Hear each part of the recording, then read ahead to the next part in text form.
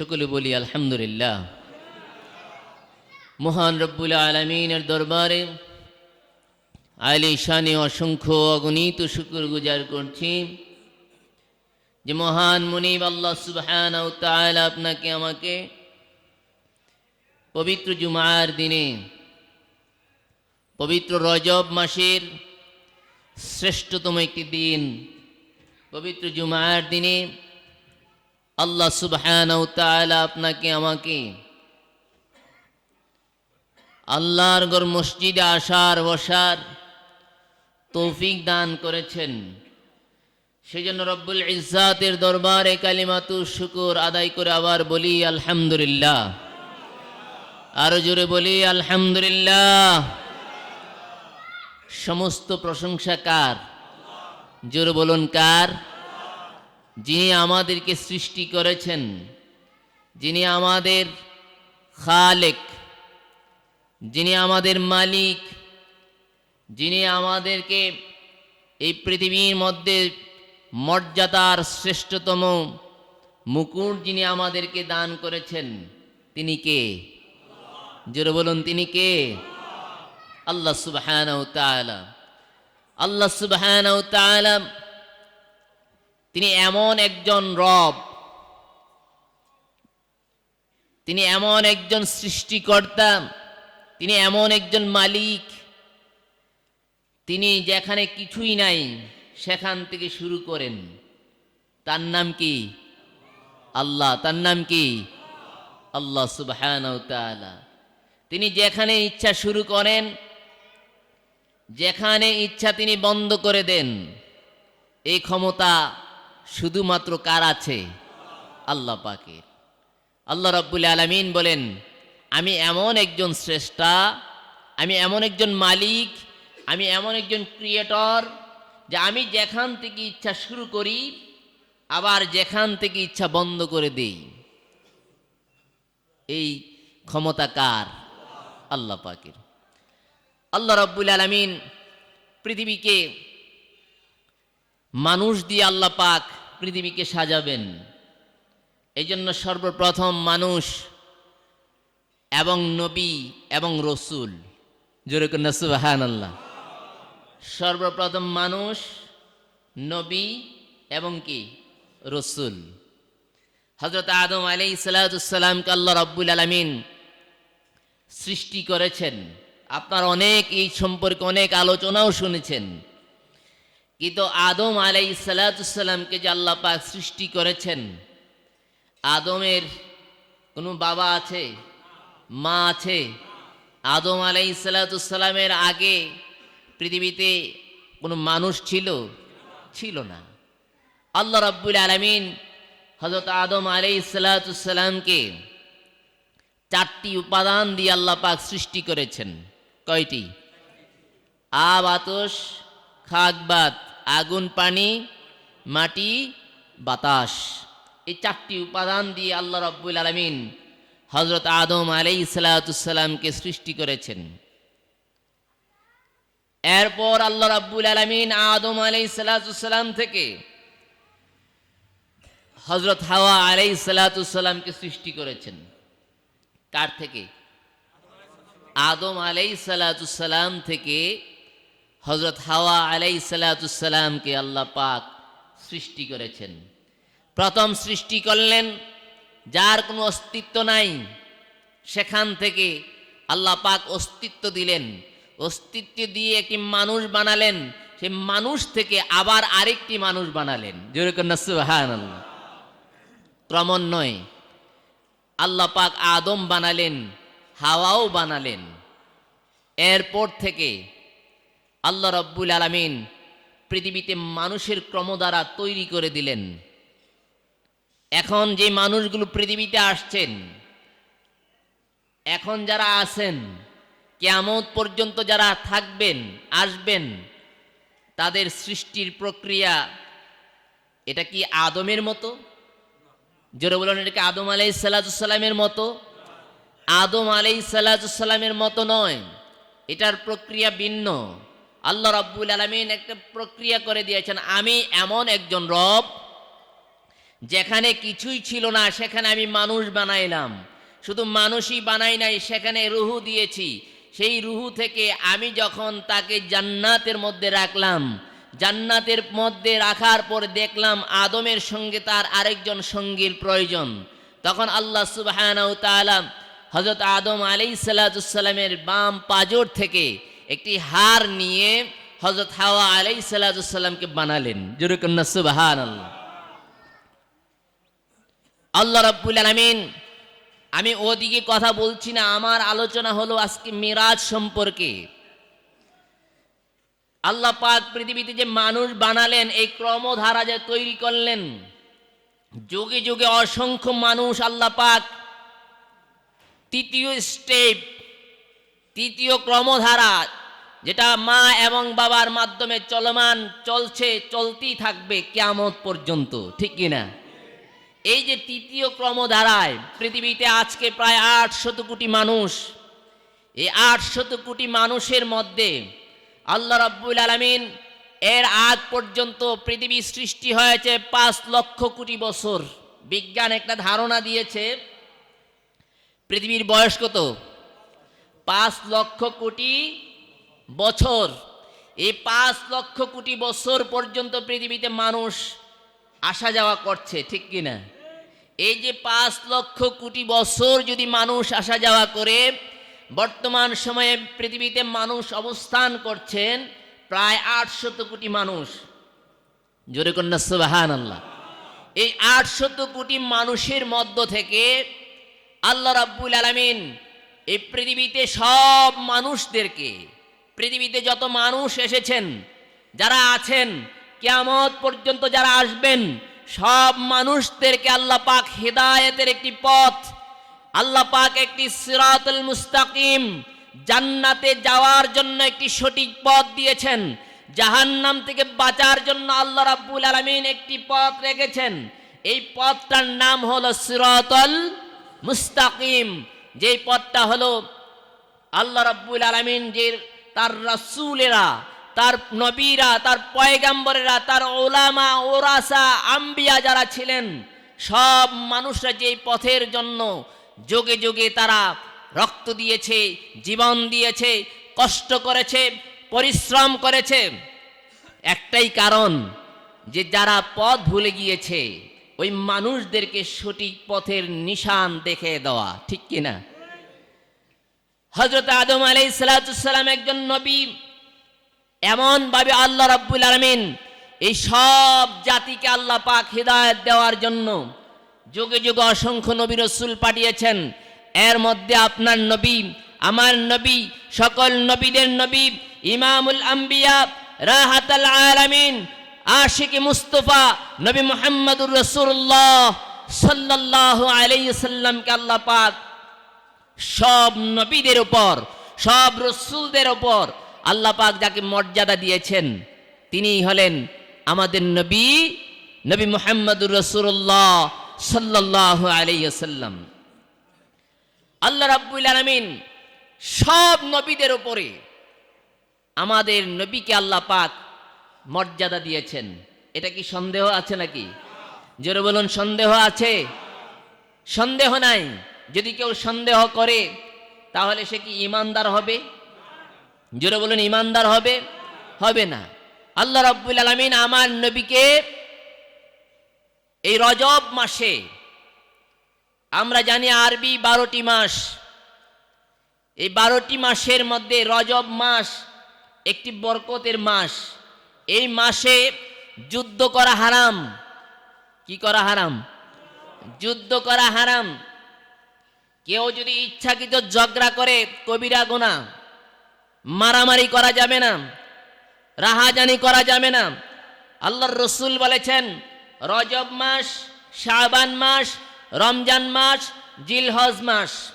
কয় মাস? রজব, শাবান, রমজান, জিলহজ, এই 4 মাসে যুদ্ধ করা হারাম। এই মাসে, যেই মাসে যুদ্ধ করা হারাম, এই মাসে কি ঝগড়া করা সওয়াবের কাজ? জোরে বলেন, সওয়াবের কাজ? সওয়াবের কাজ নয়। এই মাসেও এই কাজগুলো অনেক বড় গুনাহ। আল্লাহর রসুল বলেছেন রজব মাসে ইবাদত করলে আল্লাহ পাক এই ইবাদতের পরিধি আল্লাহ পাক বাড়িয়ে দেন। রজব মাসে যদি কোনো মানুষ গুনাহ করে এই মাসের গুনাহও আল্লাহ পাক বাড়িয়ে দেন। রজব মাসটা হলো একটা মানুষের জন্য, ইমানদারের জন্য একটি বরকতের মাস। আল্লাহ পাকের সঙ্গে বান্দার একটি গভীর সুনিবিড় সম্পর্ক একটি গড়ার মাস। এই মাসে ঝগড়া ফাসাদ করা যাবে না, মিথ্যা কথা বলা যাবে না, মিথ্যা থেকে বাঁচতে হবে, ঝগড়া থেকে বাঁচতে হবে, বিভিন্ন অপরাধ অন্যায় অনাচার থেকে বাঁচতে হবে। বাঁচার জন্য চেষ্টা করার জন্য আল্লাহর রসুল স্বতন্ত্রভাবে আল্লাহর রসুল বলেছেন তোমরা এই মাসগুলোর ব্যাপারে তোমরা দায়িত্বশীল হও, সতর্ক হও, তোমরা এই মাসগুলোর মর্যাদা সম্পর্কে তোমরা তোমাদের দিলের মধ্যে জাগ্রত করো। জোরে কন্যা সুবহানাল্লাহ। অথচ গতানুগতিক আমাদের কাছে মাস আসতেছে, আবার মাস চলেও যাচ্ছে, কিন্তু আমাদের কোনো পরিবর্তনের ছোঁয়া নাই। আমরা পরিবর্তন হওয়ার জন্য চেষ্টাও করি না। অথচ আল্লাহ রাব্বুল আলামিন এই মাসটাকে এত দামি করেছেন, আল্লাহ রাব্বুল আলামিন এই মাসটাকে এত মর্যাদাশীল করেছেন যে এই মাসে আল্লাহ সুবহানাহু ওয়া তাআলা আমার নবীকে সশরীরে, কোন শরীরে? সশরীরে জাগ্রত অবস্থায়, নিদ্রায় নয়, স্বপ্নেও নয়, সশরীরে জাগ্রত অবস্থায় আমার নবী, আপনার নবী, সকল নবীদের নবী ইমামুল মুরসালিনকে আল্লাহ সুবহানাহু ওয়া তাআলা মসজিদুল হারাম থেকে মসজিদুল আকসায় নিয়েছেন। সেখান থেকে 7টি আকাশ পাড়ি দিয়ে আল্লাহ রাব্বুল আলামিন সিদরাতুল মুনতাহা পাড়ি দিয়ে আল্লাহ সুবহানাহু ওয়া তাআলা আপনার নবী, আমার নবীকে আরশ মুআল্লা পর্যন্ত নিয়েছেন। জোরে কন্যা সুবহানাল্লাহ। অনেক বিশাল আলোচনা, জুমার দিন অতি সংক্ষিপ্ত আলোচনা করে শেষ করতে হবে। অনেক বিশাল আলোচনা, মেরাজের আলোচনা করে একটা মানুষ 1 দিন 2 দিন 5 দিন 7 দিন পর্যন্ত মেরাজের আলোচনা করে শেষ করা যাবে?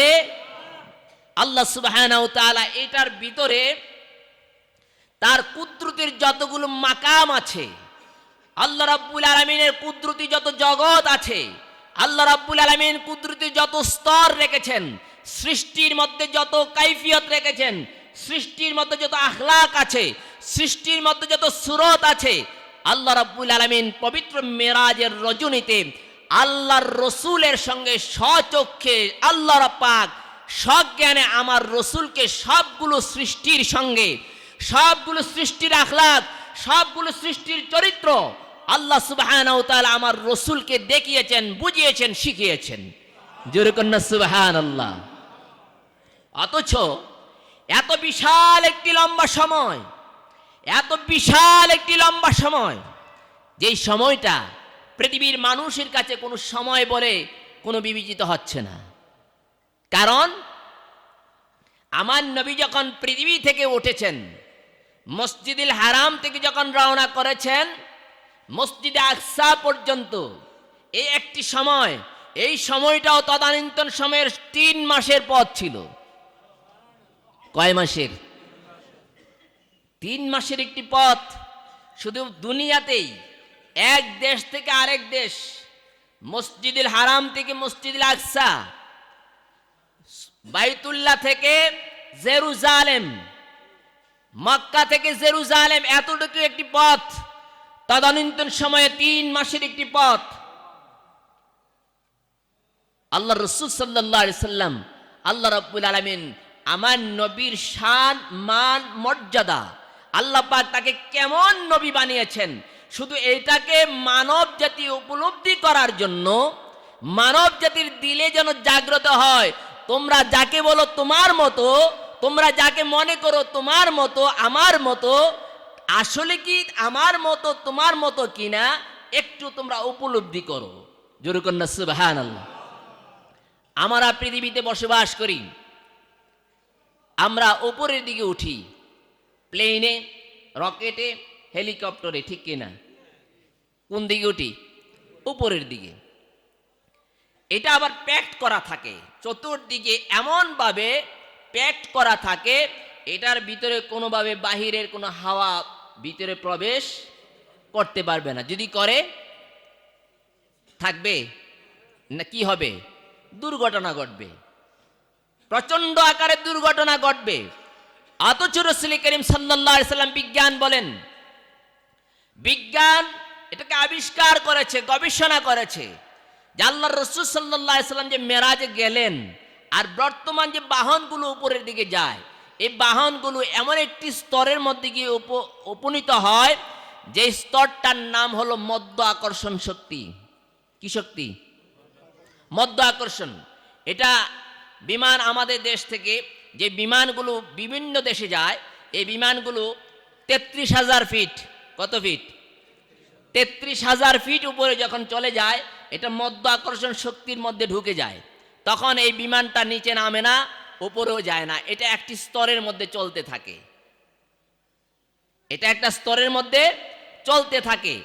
এই যে মধ্য আকর্ষণ শক্তিটা, এখানে যদি আপনি কিছু রেখে দেন, এটা সেখানে স্থির থাকবে। জোরে কন্যা সুবহানাল্লাহ। কিন্তু সেখানে টেম্পারেচারের অবস্থাটা কি? আমরা পৃথিবীতে কয়েকদিন, গত সপ্তাহে আমাদের দেশে প্রচন্ড শীত ছিল, ছিল কিনা? ছিল। সেই শীতে আমরা অনেকেই কাতর হয়ে গিয়েছি। যারা বয়োজ্যেষ্ঠ তারা আরো কাতর হয়ে গিয়েছে, যারা যুবক তারা যুবকের চাইতেও আরো কাতর হয়ে গিয়েছে। কিন্তু সেখানে আমাদের তখন টেম্পারেচার ছিল 8, 10, 12, 15 পর্যন্ত। কিন্তু সেখানে টেম্পারেচার হলো -50-এর উপরে, -50-এর উপরে একটা মানুষ যদি ছেড়ে দেওয়া হয়, সে 5 মিনিটের মধ্যে বরফ খণ্ড হয়ে যাবে। 5 মিনিটের মধ্যে কি হয়ে যাবে? বরফ খণ্ড হয়ে যাবে। অথচ আল্লাহর রাসূল সাল্লাল্লাহু আলাইহি সাল্লাম শুধু পৃথিবীর নামক এতটুকু জায়গার মধ্যে যদি এই অবস্থা হয়, আল্লাহ রাব্বুল আলামিন প্রত্যেকটা আকাশ বানিয়েছেন এত বিশাল বিশাল করে। সেখানে বরফের আকাশ আছে। কিসের আকাশ? একটা আকাশ আল্লাহ পাক বানিয়েছেন শুধু বরফ দিয়ে। কেন? এই বরফ দিয়ে আকাশ বানানোর পেছনেও রহস্য আছে। কি রহস্য? আল্লাহ সুবহানাহু ওয়া তাআলা বলেছেন, পৃথিবীর মধ্যে যে সূর্যের আলো আসে, এই সূর্যের আলোটা এত প্রখর, এত তীক্ষ্ণ, এত তেজস্বী আলো, যে আলোটা যদি আগুনের এত প্রলয় সেখানে তৈরি হয়, সেখানে আগুনের এত প্রলয় তৈরি হয় সূর্যের মধ্যে, যে আগুনের একটি রে যদি পৃথিবীতে এই বরফ খণ্ডকে স্পর্শ করে না আসে, তাহলে পৃথিবীর সব কিছু জ্বেলে পুড়ে ভস্ম হয়ে যাবে। তাহলে কি পরিমাণ সূর্যের মধ্যে তাপ উত্তাপ তৈরি হয়। আল্লাহ রাব্বুল আলামিন বলেন, আমার সৃষ্টি হয়েছে একটি হিকমত, আমার সৃষ্টি হয়েছে মানুষের জন্য জ্ঞান, আমার প্রত্যেকটা সৃষ্টি প্রত্যেকটা মানুষের জন্য ঈমানের একটি পথ। জোরে কন্যা সুবহানাল্লাহ। আল্লাহর প্রত্যেকটা সৃষ্টি একটা মানুষের ঈমান আনার জন্য একটি বিশাল একটি পথ, রাস্তা। কোনো মানুষ যদি আল্লাহর সৃষ্টি নিয়ে গবেষণা করে, চিন্তা করে, ওই মানুষটা কখনো বেঈমান থাকতে পারবে না। কারণ আল্লাহর প্রত্যেকটা সৃষ্টির মধ্যে আছে আল্লাহ পাকের কুদরত নিহত। জোরে কন্যা সুবহানাল্লাহ। বলছিলাম, আমার নবীকে আল্লাহ রাব্বুল আলামিন জমিন থেকে আরশ পর্যন্ত নিয়েছেন। সেখানে আমাদেরকে যে আল্লাহ পাক বানাইলেন, এই আমাদেরকে বানানোর পেছনে আল্লাহ পাক ফেরেশতাকে দিয়ে আমাদের এই গর্দান পর্যন্ত আল্লাহ পাক বানালেন। কাকে দিয়ে? জোরে বলেন, কাকে দিয়ে? ফেরেশতারা বানিয়েছেন। আর আল্লাহ রাব্বুল আলামিন আমাদের প্রত্যেকজনের চেহারাটা আল্লাহ পাক তার কুদরতি হাতে বানাইছে। এই জন্য মানুষের এতগুলো মানুষ আপনারা দেখেন, প্রতিদিন কত হাজার হাজার মানুষের সঙ্গে দেখা হয়, অথচ একটাই নাক, একটাই চোখ, একটাই ঠোঁট, কিন্তু কারো নাকের সঙ্গে কারো নাকের মিলে না। মিলে নাকি? কারো জিহ্বার সঙ্গে কারো জিহ্বা মিলে না। অথচ আল্লাহ রাব্বুল আলামিন বলেন, আমার সৃষ্টির মধ্যে আমি কত কুদরত দিয়ে রেখেছি। একটা মানুষ পৃথিবীতে যারা বসবাস করি, আমাদের জিহ্বার মধ্যে আল্লাহ পাক স্বাদ আস্বাদন করার জন্য আল্লাহ পাক কয়শো রকমের স্বাদ আস্বাদন করার ক্ষমতা আমাদেরকে দিয়েছেন বলতে পারেন? জিহ্বার মধ্যে আল্লাহ পাক এই মানব জিহ্বার মধ্যে 600 রকমের স্বাদ আস্বাদন করার ক্ষমতা রাখে। জোরে কন্যা সুবহানাল্লাহ। আমরা তো শুধু টক মিষ্টি জাল এতটুকুর বাহিরে তো আর কিছু জানি নাকি? এই 4, 5, 6 পরে কি আর আমরা কিছু বলতে পারি? অথচ আল্লাহ রাব্বুল আলামিন বলেন, মানুষ সৃষ্টির মধ্যে আমার এত বিশাল কুদরত নিহিত রয়েছে। একটা মানুষের জিহ্বার মধ্যে একটা মানুষ 600 রকমের স্বাদ আস্বাদন করার ক্ষমতা রাখে। জোরে কন্যা সুবহানাল্লাহ। এখন জিহ্বা কি শুধু খাওয়ার জন্যই দিয়েছেন? না, এই জিহ্বার আরো কিছু কাজ আছে। আমাদের মানব দেহের প্রত্যেকটা অঙ্গ প্রত্যঙ্গ যা কিছু দিয়েছেন, প্রত্যেকটা জিনিসের জন্য আল্লাহ রাব্বুল আলামিন হিসাব নিবেন। কি নিবেন? হিসাব নিবেন। আমরা কিন্তু এই সম্পর্কে এতই গাফেল হয়ে গিয়েছি, এতই অসচেতন যে আমাদেরকে যে আল্লাহ পাক এই মাথা থেকে শুরু করে পা পর্যন্ত এত বিশাল একটি দেহ, এই দেহের মধ্যে এতগুলো অর্গান দিয়েছেন, এতগুলো আমাদেরকে হাত পা, তারপরে দেহের মধ্যে যতগুলো আমাদেরকে পার্টস দিয়েছেন, এই পার্টসগুলোর সম্পর্কে, অর্গানগুলোর সম্পর্কে, অঙ্গ প্রত্যঙ্গের সম্পর্কে আমরা কোনো জ্ঞান রাখি না। কেননা আমরা মনে করি আমাদেরকে চোখ দিয়েছেন শুধু দেখব, কান দিয়েছেন শুধু শুনবো, জবান দিয়েছেন শুধু বলবো, হাত দিয়েছেন শুধু ধরবো, পা দিয়েছেন শুধু হাঁটবো। এটাই আমাদের কাজ? নো। আল্লাহ রাব্বুল আলামিন বলেন, না, এই জন্য তোমাকে আমি এইগুলো দেই নাই, এগুলোর পিছনে অনেক কিছু রহিত রয়েছে। আল্লাহ রাব্বুল আলামিন আমার নবীকে সিদরাতুল মুনতাহায় নিলেন, সেখানে নিয়ে আমার নবীকে সেখান থেকে জিব্রাইলকে রেখে আমার নবী উপরের দিকে চলতে শুরু করলেন। এমন এক জায়গায় গেলেন যেখানে আল্লাহ ছাড়া আর কেউ নাই। জোরে কন্যা সুবহানাল্লাহ। দাওয়াত করেছেন কে? আল্লাহ পাক। আমার নবীকে আল্লাহ পাক দাওয়াত করেছেন, নিয়েছেন। সেখানে নিয়ে আমাদের উপরে আল্লাহ পাক 50 ওয়াক্ত নামাজ দিয়েছেন। কয় ওয়াক্ত? 50 ওয়াক্ত। নবীজি যে গেলেন, প্রথম আকাশে দেখা হলো আদমের সঙ্গে। এভাবে আল্লাহ রাব্বুল আলামিন প্রত্যেক আকাশে নবী আছে। প্রত্যেক আকাশে কি আছে? অথচ আদম আলাইহিস সালামের কবর কোথায়? কোথায়? শ্রীলঙ্কায়। কোথায়? শ্রীলঙ্কায়। কিন্তু এখনো পর্যন্ত আদম আলাইহিস সালামের কবর শ্রীলঙ্কায়, কিন্তু দেখা যায় আদম আলাইহিস সালামকে নবীজির সঙ্গে দেখা হয়েছে কোথায়? প্রথম আকাশে। জোরে কন্যা সুবহানাল্লাহ। মুসা আলাইহিস সালাম ষষ্ঠ আকাশে দেখা। সপ্তম আকাশে হযরত ইব্রাহিম আলাইহিস সালামের সঙ্গে দেখা। তাদের কবর কি দুনিয়াতে নাই? তারা সেখানে কিভাবে? আল্লাহ রাব্বুল আলামিন, আল্লাহ পাকের কুদরত এত কঠিন, বুঝা সহজ, বুঝতে পারলে সহজ, না বুঝলে কঠিন। না বুঝলে ঈমান হারা হয়ে যাবেন। এই জন্য বুঝতে হবে, জ্ঞান দিয়েছেন আল্লাহ পাক। এই জ্ঞানকে আপনাকে, আমাকে, সকলকে জ্ঞানকে আপনি মডিফাই করতে হবে, নাড়াচাড়া করতে হবে। জ্ঞানকে যদি এক জায়গায় পুঞ্জীবিত করে রাখেন, তাহলে আপনি আল্লাহ পাকের কুদরত সম্পর্কে আপনার জ্ঞান আসবে না। এই জন্য জ্ঞান বোঝার জন্য জ্ঞানী লোকদের সঙ্গে আলোচনা করতে হয়, জ্ঞানী লোকদের সঙ্গে বসতে হয়, জ্ঞানী লোকদের সঙ্গে ওঠা বসা করতে হয়। যারা কোরআন এবং হাদিসের মূল নির্যাসগুলো জানে, তাদের সঙ্গে যখন আপনি ওঠা বসা করবেন, তখন আপনি আল্লাহর কুদরতির জ্ঞান সম্পর্কে আপনার ধারণা আপনার দিলের মধ্যে স্থির হবে। আল্লাহ রাসূল সাল্লাল্লাহু আলাইহি সাল্লাম মেরাজে গেলেন। সেখান থেকে আসার পথে আল্লাহ পাক আমার নবীর উপর 50 ওয়াক্ত নামাজ দিয়েছেন। কয় ওয়াক্ত? 50 ওয়াক্ত।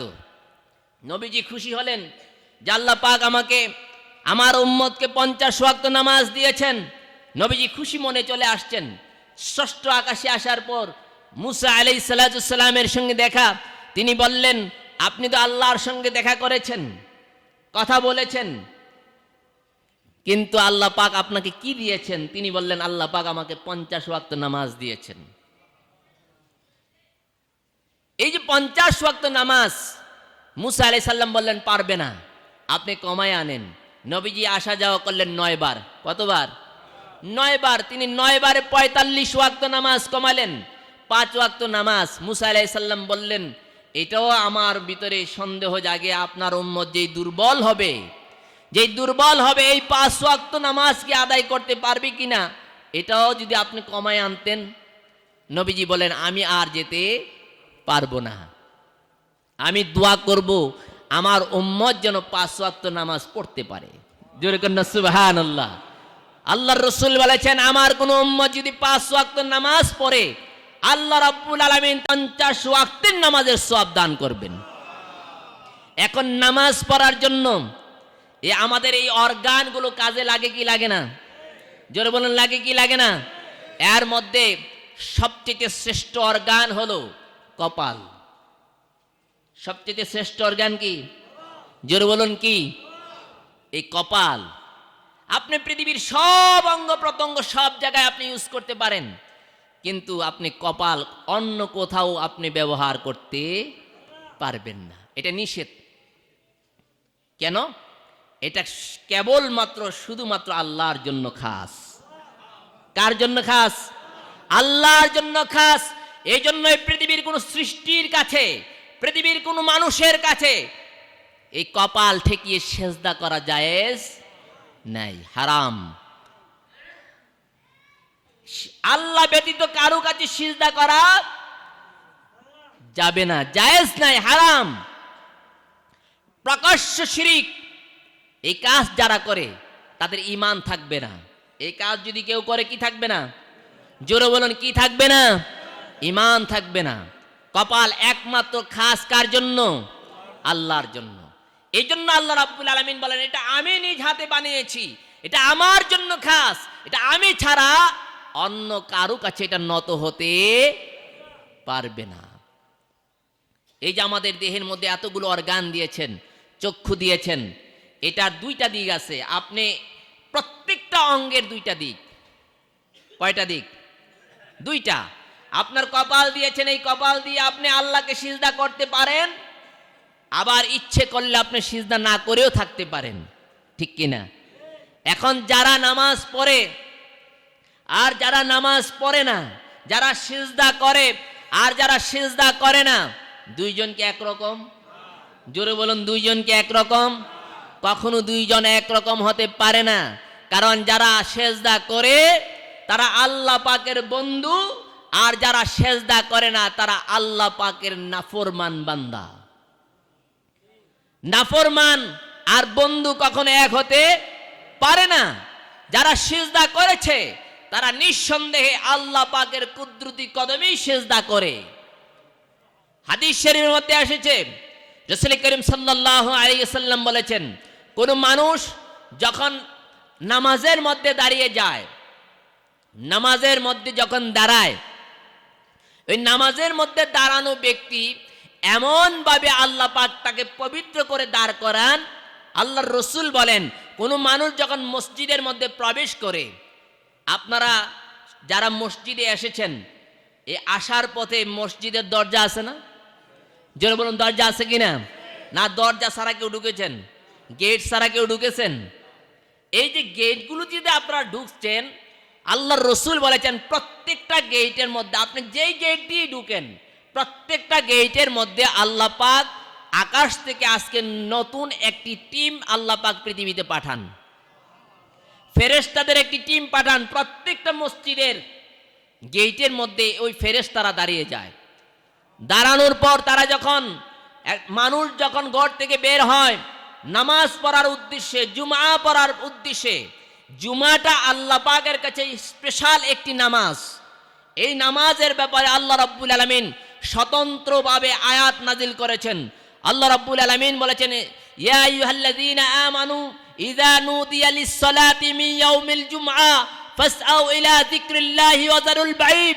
ও দুনিয়ার মানুষ শুনে রাখো, আমি তোমাদের উপর জুমার নামাজকে তোমাদের উপর ফরজ করে দিয়েছি, আর এটা এমন একটি নামাজ, এই নামাজের আজান যখন শুরু হয়ে যায়, কি শুরু হয়? আজান। আজান শুরু হওয়ার সাথে সাথে আল্লাহ পাক ঘোষণা করছেন, তোমাদের ব্যবসা বাণিজ্য কাজকর্ম সব কিছু ছেড়ে দাও। নুদিয়া লিস-সালাতি মিন ইয়াউমিল জুমআ ফাসআউ ইলা যিকরিল্লাহি ওয়া যারুল বাই'। তোমরা তোমাদের ব্যবসা বাণিজ্য সব কিছু তোমরা জুমার আজানের সাথে সাথে তোমরা কি করো? বন্ধ করে দাও। এই হুকুম কার? আজানের পরে যদি কেউ কাজ করে, এই কাজটার মধ্যে আর বরকত থাকবে না, এই কাজের মধ্যে বরকত থাকবে না। আপনি আজান হয়েছে জুমার, আপনি যদি ব্যবসা করেন, এই ব্যবসার মধ্যে বরকত হবে না। কিন্তু আল্লাহ হুকুম করেছেন, আজান হয়েছে, বন্ধ করে দাও। তোমার ব্যবসার মধ্যে বরকত দিবেন কে? তোমার কাজের মধ্যে বরকত দিবেন কে? আল্লাহ রাব্বুল আলামিন। জুমার দিন আল্লাহ পাক দরজার মধ্যে ফেরেশতা দাঁড় করান। তার দায়িত্ব যে ঘর থেকে যখন কোনো মানুষ বের হয়, আল্লাহর রাসূল বলেছেন, প্রতি কদমে কদমে তার আমলের মধ্যে নেক লেখো। প্রতি কদমে কি লেখো? নেক লেখো। যখন এই ব্যক্তি আস্তে আস্তে মসজিদ পর্যন্ত এসে পৌঁছে যায়, ফেরেশতারা বলেন, হ্যাঁ আমার রব, এই বান্দার আমলে তো এতক্ষণ পর্যন্ত নেক লিখলাম, এখন তো তার খাতা, ফেরেশতাদের যে খাতা আছে, খাতার মধ্যে তার নাম এন্ট্রি করা হচ্ছে। আল্লাহ পাক বলেন, তার নাম যখন এন্ট্রি করছো, সে তো এখন আমাকে সেজদা করবে। জোরে কন্যা সুবহানাল্লাহ। কি করবেন? সেজদা করবে। ও ফেরেশতারা, ওই তার আমলের মধ্যে গুনার গাঁটটিটা তোমার কাছে জমা রাখো। জোরে কন্যা সুবহানাল্লাহ। ফেরেশতাদেরকে আল্লাহ পাক বলেন, তার গুনার গাঁটটিটা, গুনার খাতাটা তোমার কাছে রাখো। আমার এই বান্দাকে আমি সেজদা করার জন্য গুনাহ নিয়ে সেজদা করতে দিব না। জোরে কন্যা সুবহানাল্লাহ। তখন ফেরেশতারা এই গুনার গাঁটটিটা ফেরেশতাদের হাতের মধ্যে রাখেন। রাখার পরে মানুষ যখন সেজদা করে, সিজদার মধ্যে আল্লাহ পাক সিজদা বাহ্যিকভাবে সেজদা করছেন মাটির মধ্যে। কোথায়? মাটির মধ্যে নাকি? মাটিতে, ফ্লোরে, টাইলসে, নামাজের মুসল্লায়, কার্পেটে, তাই তো? নাকি আল্লাহর কুদরতি কদম দেখছেন? দেখা যায়? দেখেন না। কিন্তু হাকিকতে সিজদা হচ্ছে আল্লাহর কুদরতি কদমের মধ্যে। বিজ্ঞান বলেছেন যে কাবা শরীফের মধ্যে আল্লাহ রাব্বুল আলামিন প্রথম রহমত নাজিল করেন। এই কাবার চতুর্দিক থেকে এই রহমতটাকে যারা সিজদা দেয়, সিজদার মাধ্যমে আল্লাহ রাব্বুল আলামিন তার আমল থেকে যে গুনাহগুলো নিয়ে মানুষ সেজদা করতে পারে না, যে গুনার কারণে, যে গুনাহগুলোর ওয়াসওয়াসায় মানুষ আল্লাহ থেকে দূরে চলে যায়, এই সেজদার মাধ্যমে আল্লাহ পাক তার ওয়াসওয়াসার রাস্তাগুলো বন্ধ করে দেয়। আর এই সেজদার মাধ্যমে আল্লাহ রাব্বুল আলামিন ওই যে রহমত কাবা ঘরের মধ্যে বর্ষণ হয়, এই জমিনের মধ্যে এই রহমতটা প্রসার হয়ে যায়। এই প্রসারিত রহমত বান্দা যখন জমিনের মধ্যে সেজদা দেয়, এই সেজদার মাধ্যমে জমিনের সঙ্গে যখন বান্দার কপাল ঠেকে যায়, এই কপাল থেকে আল্লাহ রাব্বুল আলামিন বান্দার এই মাটি থেকে, এই রহমতের ফোয়ারা থেকে আল্লাহ পাক তার দিলের মধ্যে শান্তি আল্লাহ পাক আনয়ন করতে থাকেন। জোরে কন্যা সুবহানাল্লাহ। সিজদা আমরা শুধু মাটির মধ্যেই করি না, এই মাটিটার মধ্যে আল্লাহ পাক রহমত পাঠান কোত্থেকে? কাবা থেকে। কোত্থেকে? জোরে বলুন, কোত্থেকে? কাবা ঘর থেকে। আপনি কাবা ঘরে প্রতিদিন 120টি রহমত নাজিল হয়। আল্লাহর রাসূল বলেছেন, যারা সিজদা করে তাদের উপর আল্লাহ রাব্বুল আলামিন 40টি রহমত দান করেন। এই 40টি রহমত পৃথিবীর যে কোনো প্রান্তে, পৃথিবীর যে কোনো প্রান্ত থেকে যে কোনো মানুষ সেজদা করবে, এটার একটি অংশ আল্লাহ রাব্বুল আলামিন তার আমলের মধ্যে দান করবেন। এজন্য আল্লাহ সুবহানাহু ওয়া তাআলা আমাদেরকে যে অঙ্গগুলো দিয়েছেন, এই অঙ্গগুলোর দুইটি সাইড। একটি হলো আপনি ইবাদত করতে পারেন, আরেকটি হলো ইবাদতহীন থাকতে পারেন। যেমন কপাল, এটা আল্লাহকে সেজদা করতে পারেন। আবার অনেক মানুষ আছে, সব মানুষের কপাল আছে কিনা? যেরকম কপাল আছে কিনা? আছে। কিন্তু সব মানুষ কি আল্লাহকে সেজদা করতে পারে? পারে না। কিন্তু যারা পারে তারাই হয়েছে সফল। তারা কি সফল? এখন আমাকে আল্লাহ রাব্বুল আলামিন কান দিয়েছেন, এই কান দিয়ে আপনি সব কথা শুনতে পারবেন, শোনার ক্ষমতা দিয়েছে। কিন্তু আপনি যখন কোরআন তেলাওয়াত শুনবেন, এই শোনা আর অন্য কথা শোনা কি এক জিনিস? জোরে বলেন, এক জিনিস? এক জিনিস নয়। আপনি যখন কোরআন তেলাওয়াত শুনবেন, আপনার কান আপনার জন্য কিয়ামতের দিন সুপারিশকারী হয়ে যাবে। আপনার হাত, এই হাত দিয়ে আপনি ইচ্ছা করলে সুদ, ঘুষ লেনদেন করতে পারবেন, হারাম কাজ করতে পারবেন। আপনি সুদের টাকাও ধরতে পারবেন, ঘুষের টাকাও ধরতে পারবেন, অন্যায়ের টাকাও ধরতে পারবেন, অন্যের সম্পদ আপনি এই হাত দিয়ে লুণ্ঠন করতে পারবেন। কিন্তু আপনি যদি তা না করেন, তা না করে আপনি যদি এই হাত দিয়ে দান করেন, আপনি যদি এই হাত দিয়ে দান করেন, আপনি যদি এই হাত দিয়ে কোরআন তেলাওয়াত করেন, কোরআনের আয়াতগুলো ধরে ধরে যদি আপনি তেলাওয়াত করেন, আল্লাহর রাসূল বলেছেন দুইটা পথ তুমি, একটি নিতে পারো জান্নাতের পথ, আরেকটি জাহান্নামের পথ। আপনার এই অঙ্গগুলি আপনাকে জান্নাতে নিবে, জাহান্নামে নিবে। রাসূল করিম সাল্লাল্লাহু আলাইহি সাল্লাম বলেছেন, আমি মেরাজে যখন গেলাম, আমি প্রত্যেকটা অঙ্গের শাস্তির বিষয় আমি দেখলাম, যে কোন কোন অঙ্গের জন্য কোন কোন শাস্তি দেওয়া হয়। প্রত্যেকটা অঙ্গেরই আল্লাহ পাক শাস্তির ব্যবস্থা রেখেছেন। রাসূল করিম সাল্লাল্লাহু আলাইহি সাল্লাম বলেছেন, তোমার কান, এটাও তোমার একটি আযাবের কারণ হতে পারে। তোমার চোখ, এটাও তোমার একটা আযাবের কারণ হতে পারে। তোমার জিহ্বা, এই জিহ্বা দিয়ে তুমি ইচ্ছা করলে ফাহিশা কথা বলতে পারো, পারি কিনা? জোরে বলুন, জিহ্বা দিয়ে আমরা ফাহিশা কথা বলতে পারি কি পারি না? মিথ্যা কথা, মিথ্যা কথা কি দিয়ে বলি? জিহ্বা দিয়ে নাকি? জিহ্বা দিয়ে আপনি যে কথা বলছেন, এই কথাটা যদি মিথ্যা হয়, তাহলে এরকম যে গুনাহ আছে না সওয়াব আছে? গুনাহ আছে। মিথ্যা হলো সমস্ত গুনাহের মূল। মিথ্যা মানুষকে ধ্বংস করে। আল্লাহর রাসূল সাল্লাল্লাহু আলাইহি সাল্লাম বলেছেন, কোন মানুষ ঈমান থাকার পরে জান্নাতে যাওয়ার জন্য একটা পথই তার জন্য যথেষ্ট হয়ে যেতে পারে, যদি সে তার জবানটাকে সত্য করে নেয়।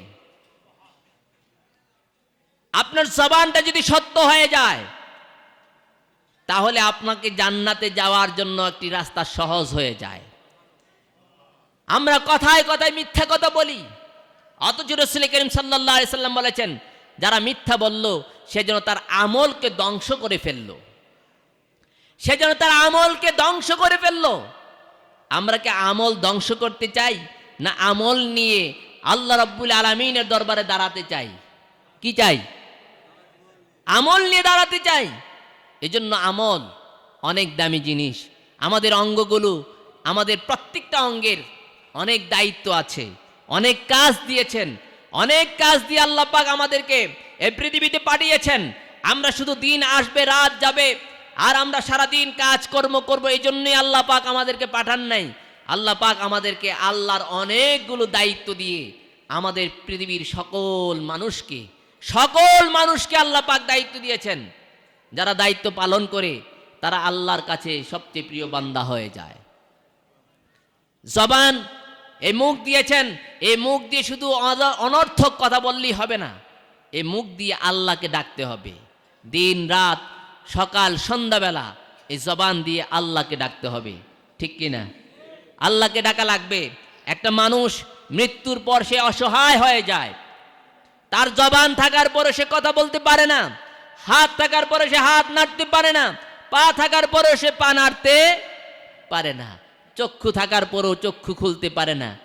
এই যে আমাদের চোখের সামনে প্রতিদিন আমাদের চোখের সামনেগুলো, আমাদের আপনজনগুলো চলে যাচ্ছে, আমরা কাউকে কোনো কিছু বলার তো কোনো ক্ষমতা দেখি না।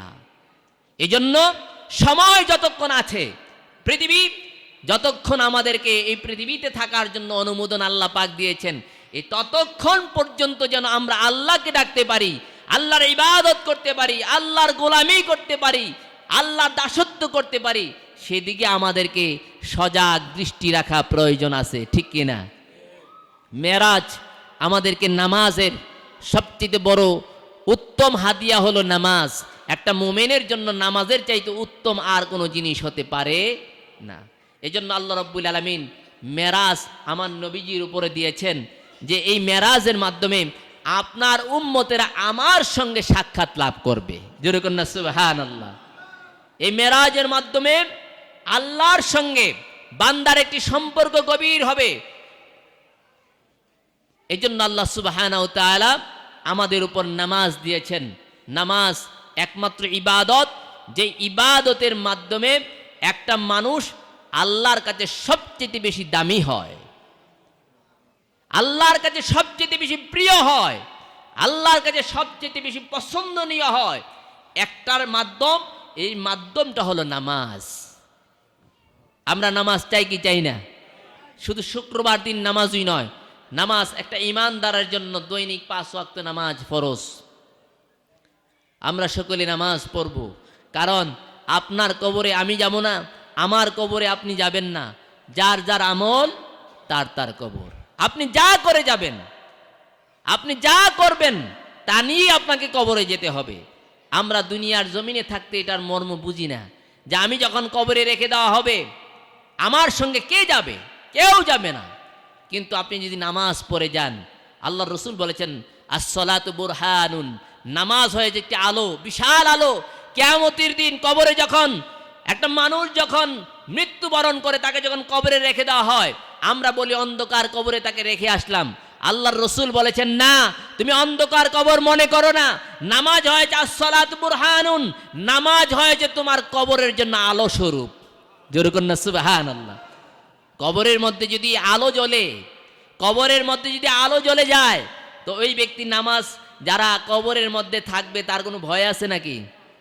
জোরে বলুন, ভয় আছে? ভয় নাই। কিন্তু কবরে রাখার পরে যদি ওই কবরটা যদি অন্ধকার হয়ে যায়, ওই ব্যক্তির ভয়ের কোনো শেষ নাই। আল্লাহ পাক যেন আমাদের সকলকে নামাজের মাধ্যমে আমাদের কবরটাকে আল্লাহ পাক যেন আলোকিত করে দেয়। সকলে বলুন আল্লাহুম্মা আমিন। আর জোরে বলুন আল্লাহুম্মা আমিন। পবিত্র মেরাজ আজকে রাত্রেই আল্লাহ রাব্বুল আলামিন আমার নবীকে, আপনার নবীকে আজকের রাত্রেই এই মেরাজের মতো একটি আশ্চর্যতম ঘটনা আজকে রাত্রেই সংগঠিত করেছিলেন। এই জন্য আজকের রাতে অনেক মূল্যবান একটি রাত, বিশেষ করে উম্মতে মুহাম্মদের কাছে আজকের রাতটি একটি বরকতময় রাত।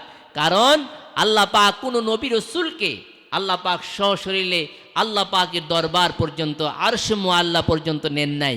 শুধুমাত্র আমাদের নবীকে আল্লাহ পাক দয়া করে, মায়া করে, আমরা যে শেষ নবীর উম্মত, আমাদের মর্যাদা বুঝানোর জন্য আল্লাহ পাক আমার নবীকে সশরীরে আল্লাহ পাক 7 আকাশ পাড়ি দিয়ে, সিদরাতুল মুনতাহা পাড়ি দিয়ে, লামাকান পাড়ি দিয়ে আল্লাহ পাক আরশ মুআল্লা পর্যন্ত নিয়েছিলেন। জোরে কন্যা সুবহানাল্লাহ। সেই মাকাম অর্জন করার জন্যই আল্লাহ পাক আমাদেরকে বলেছেন ওয়ালাকাদ কাররামনা বানি আদম, আমি মানুষকে সর্বশ্রেষ্ঠ মর্যাদার অধিকারী করেছি। আর এই সর্বশ্রেষ্ঠ মর্যাদার অধিকারী হতে হলে অবশ্যই আপনাকে আমাকে নামাজি হতে হবে। নামাজের মাধ্যমেই আল্লাহ পাকের সর্বশ্রেষ্ঠ মাকাম যে অর্জন করা যায়, এটা একমাত্র নামাজের মাধ্যমেই সম্ভব। আল্লাহ পাক যেন আমাদেরকে কবুল করেন। সকলে বলুন আল্লাহুম্মা আমিন। আর যদি বলুন আল্লাহুম্মা আমিন। আজকে কামাল্লা দরবার শরীফে পবিত্র মেরাজুন নবী সাল্লাল্লাহু আলাইহি সাল্লাম উপলক্ষে আজকে সন্ধ্যা থেকে শুরু হবে, মাহফিল হবে, আলোচনা হবে, দুরুদ হবে, জিকির আসকার হবে, তালিম তাওয়াজ্জুহ হবে। আপনারা যারা পারেন, আমার এলাকাবাসী, প্রিয় এলাকাবাসী যারা আছেন, দূর দূরান্ত থেকে যারা আছেন, সকলেই মাহফিলে উপস্থিত হওয়ার জন্য আমি বিশেষভাবে আরজ করছি। আপনাদের সকলকে আসার জন্য আহ্বান করলাম। আজকে মাহফিলে আপনারা অংশগ্রহণ করবেন, কারণ এই মাহফিল এটা কোনো গতানুগতিক মাহফিল নয়। এটা হলো আমার নবীজিকে আজকে রজনীতে আল্লাহ পাকের দরবারে নিয়েছেন। এটা কি এর চেয়ে খুশির কোনো বিষয় আছে নাকি? আমাদের কাছে এর চেয়ে আর খুশির কোনো বিষয় নেই। কারণ পৃথিবীতে আল্লাহ পাক 2,24,000 পয়গাম্বর পৃথিবীতে পাঠিয়েছেন। সব পয়গাম্বরের উপরে আমার নবীকে আল্লাহ পাক আজকে রাতেই ইমামুল মুরসালিনের লকব দিয়েছেন। আমার নবীজিকে আল্লাহ রাব্বুল আলামিন বাইতুল মাকদাসের মধ্যে নিয়ে 2,24,000 পয়গাম্বরকে উপস্থিত করিয়ে আমার নবীজিকে দিয়ে ইমামতি করাইয়েছেন। আল্লাহ রাব্বুল আলামিন বলেন, আপনি যে সব নবীদের উপর শ্রেষ্ঠ এটা পৃথিবীবাসী জানুক। জোরে কন্যা সুবহানাল্লাহ। আর সেই জানানটা দিয়েছিলেন আল্লাহ রাব্বুল আলামিন এই রজব মাসের 26 দিবাগত রাত্রে, এই আজকের দিনগত রাত্রেই। আজকে আমরা দুই দিক দিয়ে ভাগ্যবান। এক হলো আমার নবীজি আজকে রাত্রে গিয়েছেন মেরাজে, আরেক হলো আজকে হলো পবিত্র জুমার দিন। আল্লাহর রাসূল সাল্লাল্লাহু আলাইহি সাল্লাম বলেছেন, আল জুমআতু হাজ্জুল মাসাকিন, এই জুমার দিন আমার গরিব উম্মতের জন্য হজের দিন। আমার গরিব উম্মতের জন্য জুমার দিন হজের দিন। তাহলে আমরা আজকে দুই দিক দিয়ে ভাগ্যবান। এক হলো সব নবীদের সম্রাট নবী মুহাম্মদুর রাসূলুল্লাহ সাল্লাল্লাহু আলাইহি সাল্লাম আজকে রজনীতে আল্লাহ রাব্বুল আলামিনের সঙ্গে সশরীরে সাক্ষাৎ করেছেন, তিনি নামাজ এনেছেন। আর পাশাপাশি আজকের দিন হলো পবিত্র জুমার দিন, যেই দিনকে আল্লাহর রাসূল বলেছেন আল জুমআতু হাজ্জুল মাসাকিন, যেই দিনটি হলো আমার গরিব উম্মতের জন্য হজের দিন। তাহলে আমরা আজকে ধন্য না? যেরকম ধন্য কি না? ধন্য এজন্যই যে আল্লাহ পাক আজকের দিনে আমাদের গুনাহগুলো আজকে মাফ করে দিবেন। আল্লাহর রাসূল বলেছেন প্রত্যেক জুমার দিনে আল্লাহ রাব্বুল আলামিন অসংখ্য গুনাহগার মানুষকে জান্নাতের সার্টিফিকেট দেয়। অসংখ্য তাদের আমলের গুনাহগুলো বেগুনাহ বানায়া দেয়। আর ওই সমস্ত মানুষদের যাদের আমলের গুনাহগুলো বেগুনাহ বানায়, আল্লাহর রাসূল বলেছেন তার উসিলায় তার বংশের মানুষদের মধ্যে বিশেষ করে তার বাবা এবং মায়ের কবর যদি জাহান্নামী হয়, আল্লাহ পাক তার উসিলায় আল্লাহ পাক তাদের আযাবগুলো মাফ করে দেয়। তাহলে আমরা খুশি না আজকে? এই খুশির দিনে আমাদেরকে আনন্দ চিত্তে সেজে গুজে মসজিদে আসা দরকার। আল্লাহর রাসূল বলেছেন তোমার উত্তম জামাটা পরিধান করে তুমি জুমার দিন নামাজের মধ্যে হাজির হও। আল্লাহ পাক যেন আমাদেরকে কবুল করেন। সকলে বলুন আল্লাহুম্মা আমিন। আর জোরে বলুন আল্লাহুম্মা আমিন। ওয়া আখিরু দাওয়ানা আনিল হামদুলিল্লাহি রাব্বিল আলামিন। আসসালামু আলাইকুম ওয়া রাহমাতুল্লাহি ওয়া বারাকাতুহু। যারা সুন্নাত পড়েন নাই